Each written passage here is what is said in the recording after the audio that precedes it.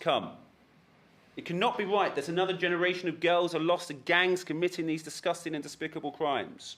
Make no mistake, this inquiry will make recommendations to the government. These will come soon, and these recommendations will be clear.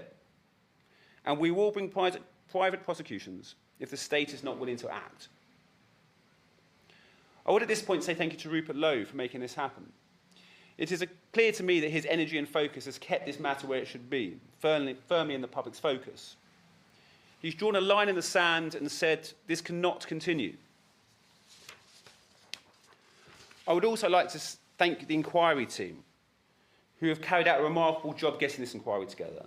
Nat Enderby-Shenton, Deborah Sudbury, Marlon West, Julie Ballon and Kerry Boone, led by Sammy, have done a remarkable thing getting this together on a fraction of the budget of most national inquiries. There are a number of facts that will come out of this inquiry that the panel will determine on the balance of probabilities.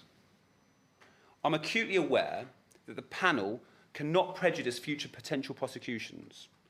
That is why there will be a short delay between what happens live within this inquiry room and what is broadcast.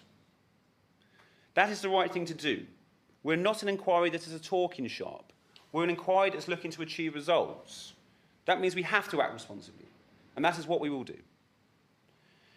It is also the case that this is a survivor-led inquiry. And whilst listening to the survivors, we owe them a duty of care. And it is right for that reason that there was a short delay before the broadcast.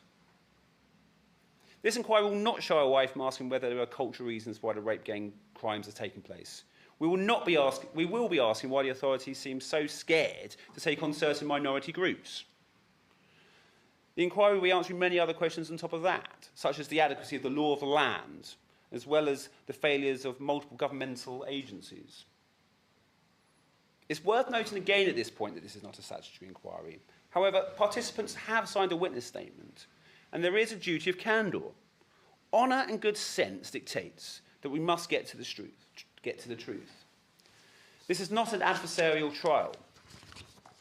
The nature of these hearings is inquisitorial, and they will be conducted in that spirit.